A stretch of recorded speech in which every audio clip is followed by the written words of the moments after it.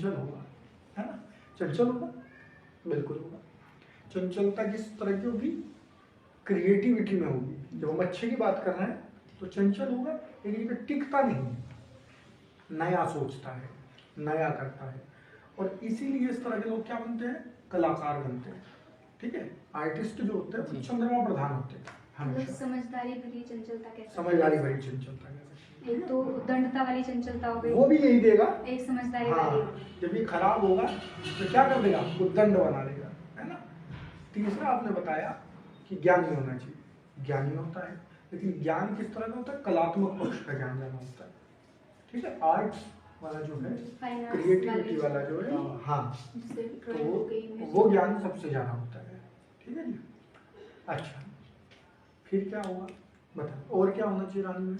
रानी में वो यानी उसका स्वभाव अच्छा होना चाहिए, अपने पति के लिए समर्पित होना चाहिए और प्रजा के लिए भी। मन तो चंचल होता ही उनका। उदार होना चाहिए जी, उदार होना चाहिए। चलिए, रानी उदार हो तो ऐसा व्यक्ति उदार भी होता है। अभी हम नहीं बता रहे गुण जी, चंद्रमा के गुण, आपने चीज नोटिस की? जी, हम नहीं बता रहे, आपको पता है ऑलरेडी चंद्रमा कैसा होता है, समझ गए। तो जो आपको पता है ऑलरेडी उसे तो आप नहीं बोलेंगे जी, समझ गए जी। बताइए। उसके अंदर सबसे बड़ा गुण जो मतलब मेरी समझ है कि एक रानी में होना चाहिए, क्योंकि वो राजा की पत्नी है और राजा प्रजा पालक है, तो उसके अंदर माता का गुण बहुत ज्यादा होना चाहिए। मतलब वो प्रजा को भी अपनी संतान समझे, वैसे ही जैसे राजा प्रजा को अपनी संतान समझता है। उसे ये चीज नहीं होनी चाहिए कि नहीं चलो अपना घर परिवार अपनी गृहस्थी राजा को तो देख रही है, लेकिन प्रजा के कार्यों में अगर राजा व्यस्त है तो उसे वहाँ प्रॉब्लम क्रिएट नहीं होनी चाहिए। उसे उतना ही सहभागी होना चाहिए जितना कि राजा है तो प्रजा के काम के लिए। तीसरी चीज क्या कही कि वो क्या होनी चाहिए? माता। माता, क्योंकि जैसे राजा पिता होता है तो रानी क्या होनी चाहिए? माता, माता होनी चाहिए। ठीक है, चलिए ये भी हम समझ गए, है ना। बहुत अच्छे से उन्होंने एक्सप्लेन कर दिया। अब जो आप सब मेंशन करना है तो भूल गए, याद नहीं रहा। रानी के लिए एक सबसे बिल्कुल एकदम एक्यूरेट गुण है, सुंदर होनी चाहिए। सुंदर। सुंदर नहीं होगी तो राजा शादी नहीं करेगा, है ना। सुंदर होने चाहिए। तो चंद्रमा प्रधान जातक क्या होता है? सुंदर होता है। समझ गए। कोई भी बहुत सुंदर व्यक्ति दिखे तो जहां तक हमने पढ़ा है अभी, क्योंकि सूर्य और चंद्रमा है, तो इन दो के भी आप पे आप क्या बोल देना? सूर्य नहीं होगा, चंद्रमा होगा। समझ गए। ठीक है। सुंदरता कैसी? सुंदरता भी कैसी? जो क्यूटनेस होती है ना, समझिए, सरलता, सहजता, वो सुंदरता। किसी व्यक्ति के अंदर एक प्रभाव दिखेगा आपको, सुंदर तो होगा लेकिन एक प्रभाव होगा, तो वो सूर्य वाला होगा। समझ गए, वो भी सुंदर है।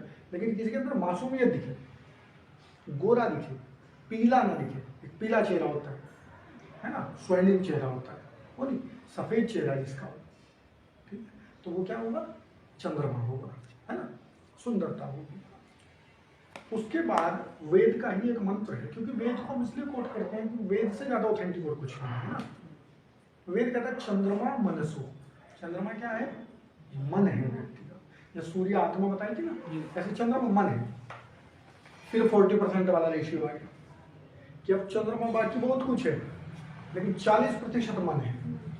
तो व्यक्ति के मन के बारे में जब जानना, कोई बहुत मनस्वी व्यक्ति है, ठीक है, मन का बहुत समृद्ध, रिच हो, सेल्फ कंट्रोल हो, इमोशनली बहुत रिच हो, है ना, इमोशन पे बहुत कंट्रोल हो, मुस्कुराता रहता हो, लेट गो की भावना हो, ठीक है, किसी ने कुछ कहा छोड़ जाने दो, तो इसका मतलब क्या है? चंद्रमा बहुत अच्छा है। ठीक है, क्रिएटिव होता है, अच्छा पहनता है।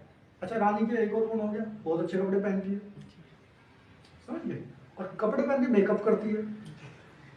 सूर्य मेकअप नहीं करता, तो चंद्रमा मेकअप करता है। तो कोई लड़का लड़की जो आपको दिखेगी बहुत अच्छे साफ सुथरे सुंदर कपड़े पहनती है, खूब अच्छा नहा धो के रहती है, तो क्या है? बढ़िया, चंद्रमा उसका बहुत अच्छा है। ठीक है, तो ऐसा व्यक्ति गहने वहने पहनता हो, है ना, ऐसा व्यक्ति श्रृंगार करता हो, ऐसा व्यक्ति बोलने में मृदुभाषी, सुंदर बोलता, मन को बहुत अच्छा लगता हो। ठीक है, जो भी व्यक्ति मन को बहुत अच्छा लगता